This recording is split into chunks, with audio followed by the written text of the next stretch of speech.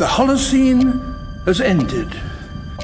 What we do now and in the next few years will profoundly affect the next few thousand years. The only conditions modern humans have ever known so far are changing, and changing fast. Nothing stays the same on this planet. Everything changes. The Earth is going into one of these jumps, and you don't know what is going to be on the other side of those jumps. The Earth is always jumping.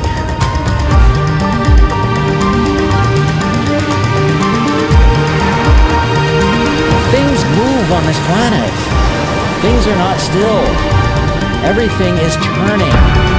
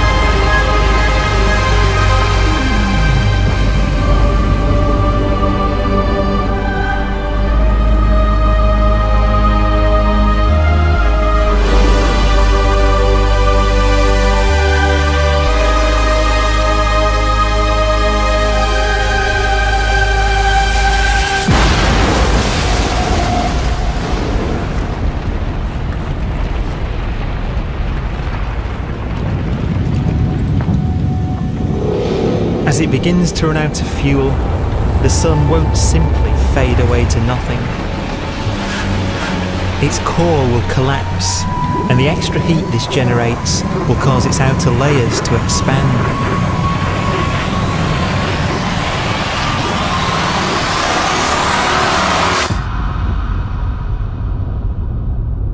The sun is now dead. Its remains slowly cooling in the freezing temperatures of deep space.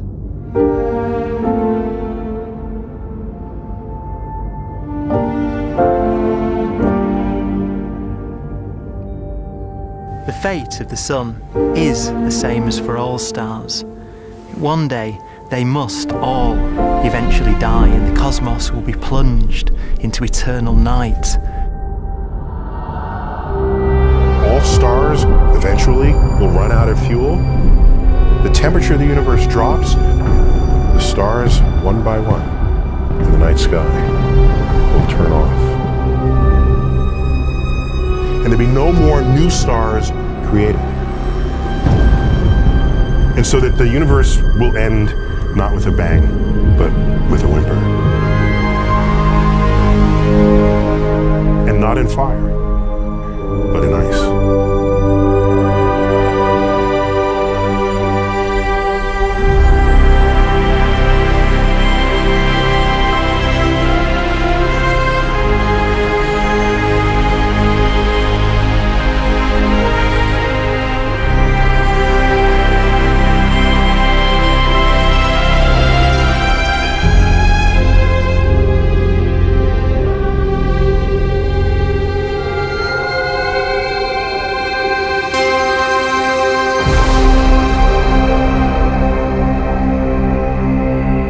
With no fuel left to burn, a white dwarf's faint glow comes from the last residual heat from its extinguished furnace.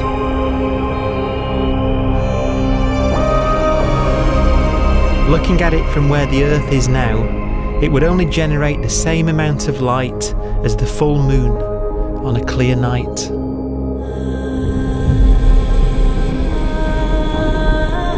The faint glow of white dwarfs will provide the only illumination in a dark and empty void littered with dead stars and black holes.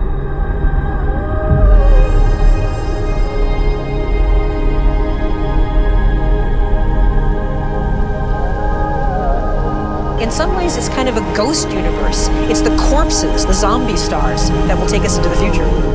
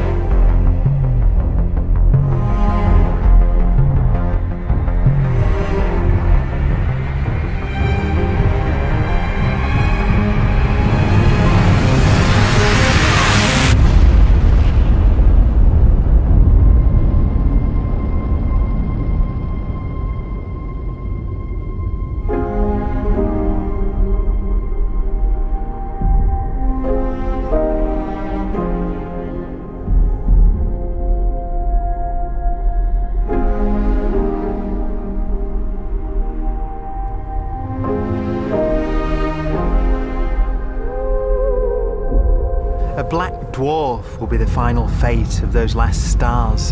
White dwarfs that have become so cold that they barely emit any more heat or light. Black dwarfs are dark, dense, decaying balls of degenerate matter, little more than the ashes of stars. Their constituent atoms are so severely crushed that black dwarfs are 1,000,000 times denser than our Sun.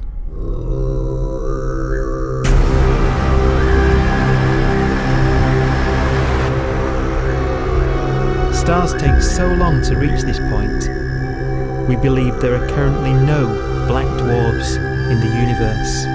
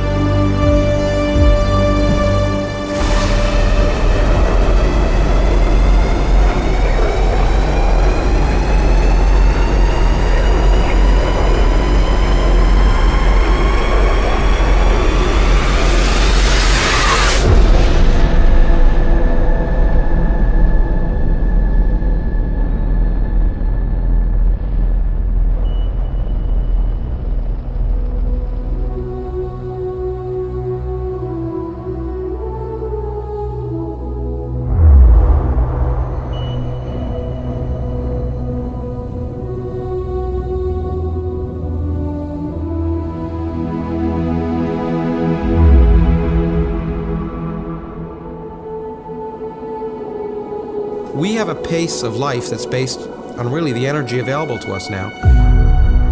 You could imagine living conscious systems which have a very different pace and therefore can extend out at least a lot farther than you'd imagine otherwise. You could have a living system where if it had a thought every 10 trillion years, that would seem normal. Even if our life dies out, one could imagine at some time arbitrarily far in the future, a fluctuation occurs which allows intelligent life to exist again for a little while. So you might have islands in time of intelligence.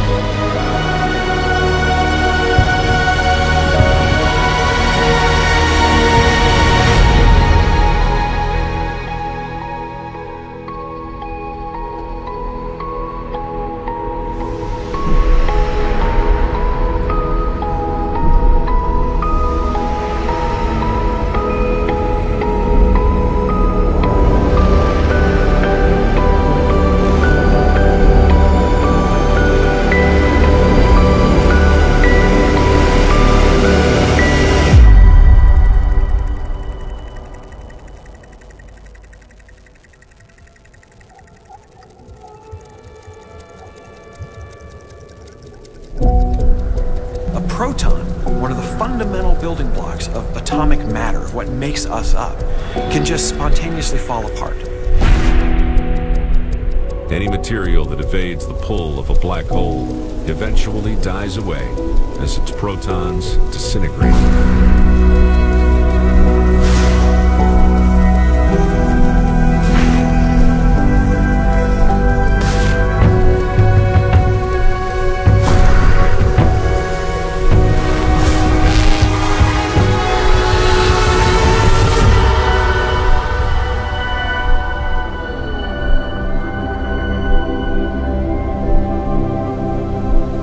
The matter inside black dwarfs, the last matter in the universe, will eventually evaporate away and be carried off into the void as radiation, leaving absolutely nothing behind.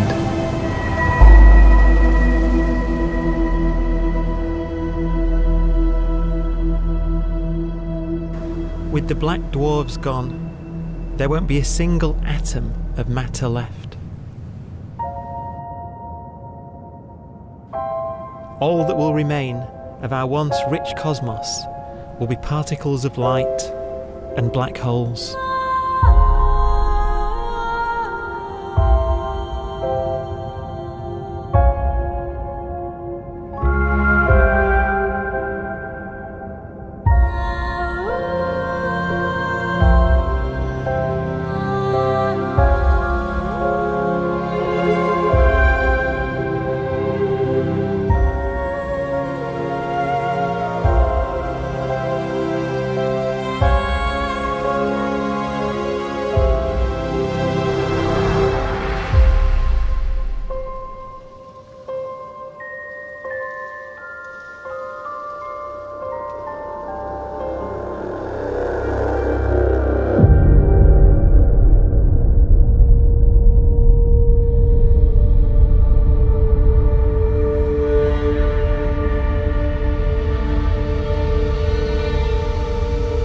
The arrow of time creates a bright window in the universe's adolescence, during which life is possible. But it's a window that doesn't stay open for long. As a fraction of the lifespan of the universe, as measured from its beginning to the evaporation of the last black hole, life, as we know it, is only possible for 1,000th of a billion billionth billion billionth of a percent.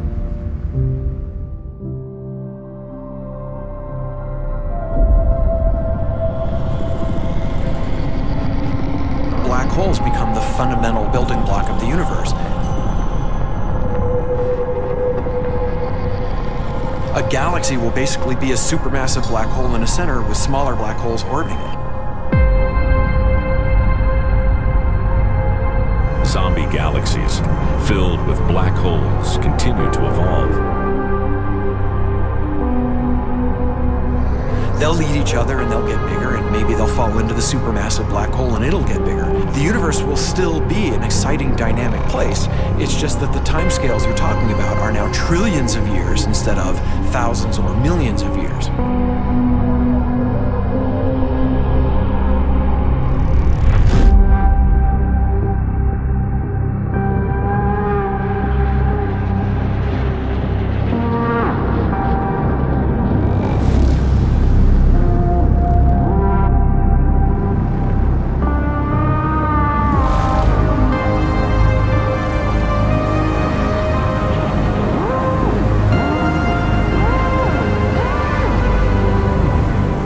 Black holes can bang on space-time like mallets on a drum.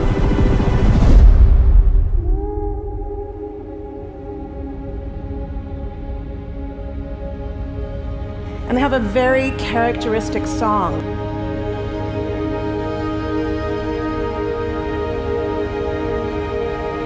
Imagine two black holes that have lived a long life together. At the end of their lives, they're going around each other, crossing thousands of kilometers in a fraction of a second. As they do so, they leave behind in their wake a ringing of space, an actual wave on space-time.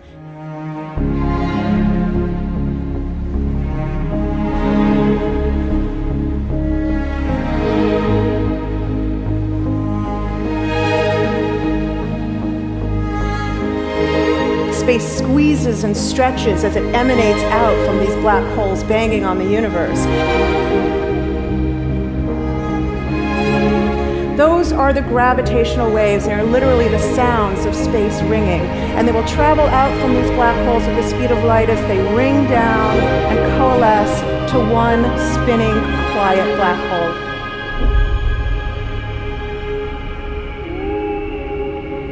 If you were standing near enough, your ear would resonate with the squeezing and stretching of space. You would literally hear the sound.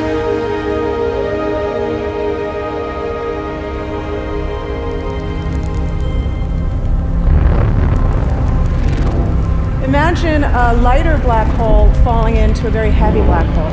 The sound you're hearing is a light black hole banging on space each time it gets close.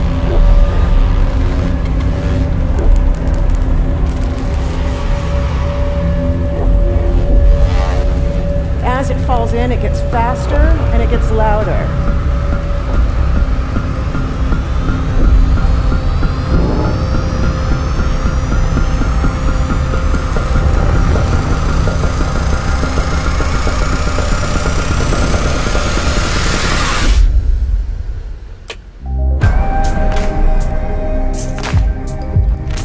Scientists used to think black holes were immortal, but even these will one day die.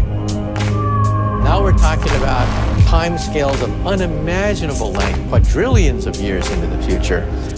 On that timescale, even the black holes begin to evaporate.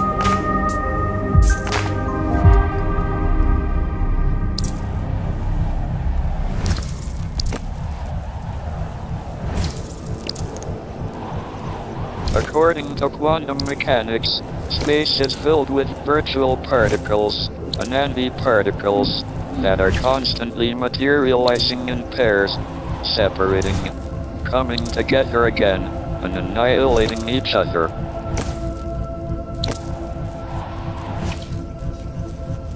In the presence of a black hole, one member of a pair of virtual particles may fall into the hole, leaving the other member without a partner with which to annihilate. The forsaken particle appears to be radiation emitted by the black hole. And so, black holes are not eternal. They evaporate away at an increasing rate until they vanish in a gigantic explosion.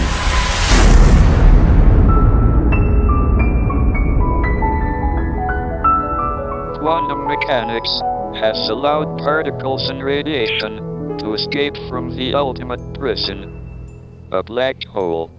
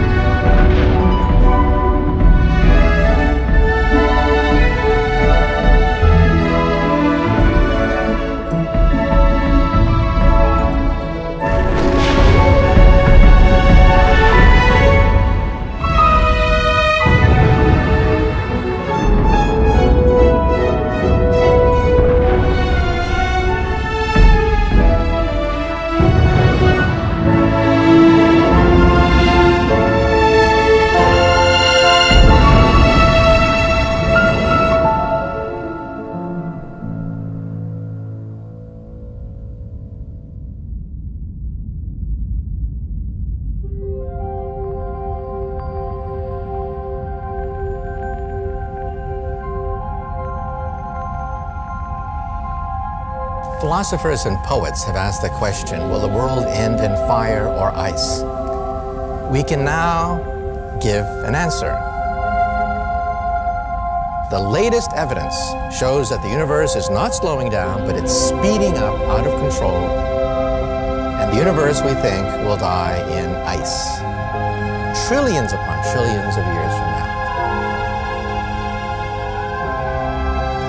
Empty space itself has energy. In every little cubic centimeter of space, whether or not there's stuff whether or not there's particles, matter, radiation, or whatever, there is still energy, even in the space itself. And this energy, according to Einstein, exerts a push on the universe.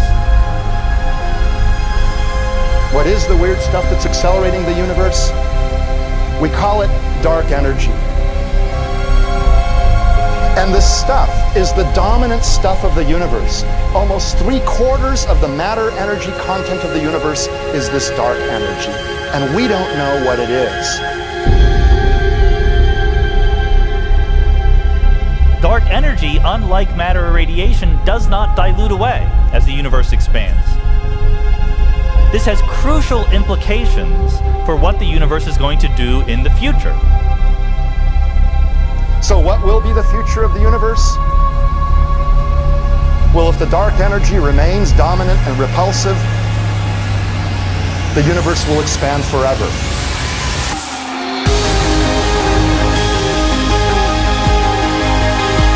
Faster and faster and faster with time.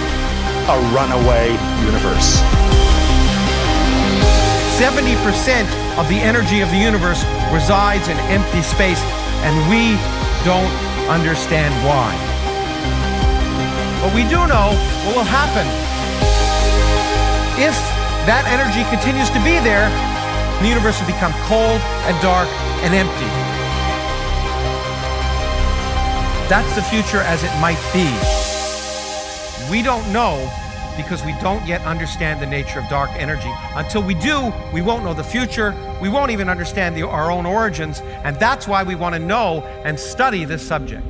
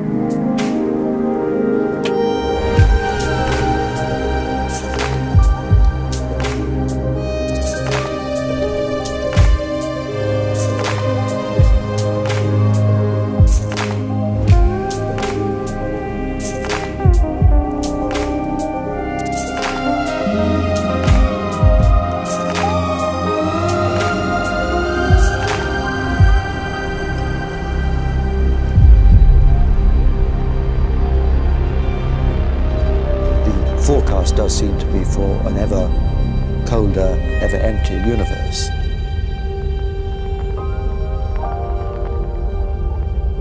But then, of course, we have to ask, could that end lead to a new beginning? And there are ideas whereby what actually is the end of our universe could in some sense be linked to the beginning of a new one.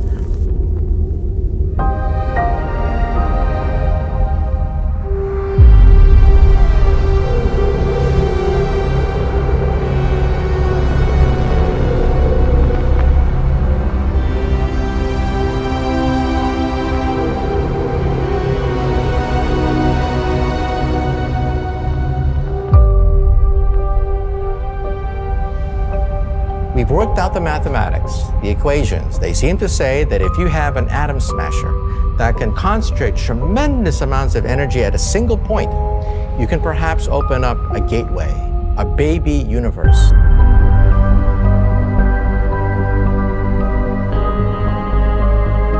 Facing the death of everything there is, this perhaps is their only possibility of escape.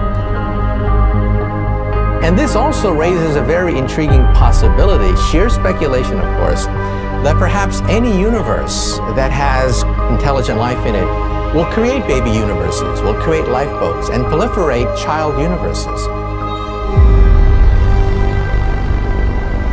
So an evolution may take among universes in the multiverse. Survival of the fittest may take place. So those universes which do not have intelligent life are infertile. They have no children. But those universes that have mild temperatures, stars like us, would create civilizations that could open up child universes, and they would then proliferate.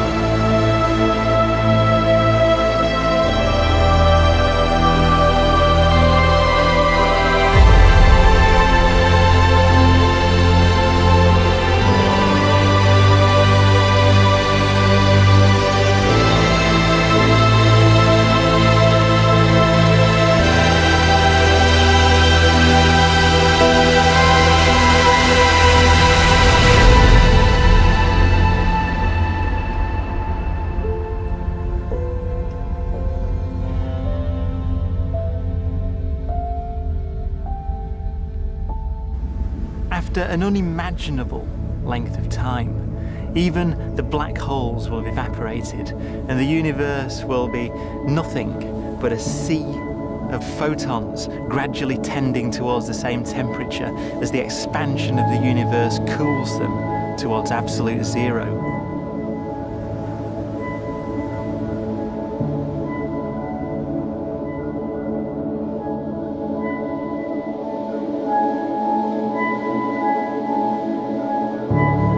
Once the very last remnants of the very last stars have finally decayed away to nothing, and everything reaches the same temperature, the story of the universe finally comes to an end. For the first time in its life, the universe will be permanent and unchanging. Entropy finally stops increasing because the cosmos cannot get any more disordered.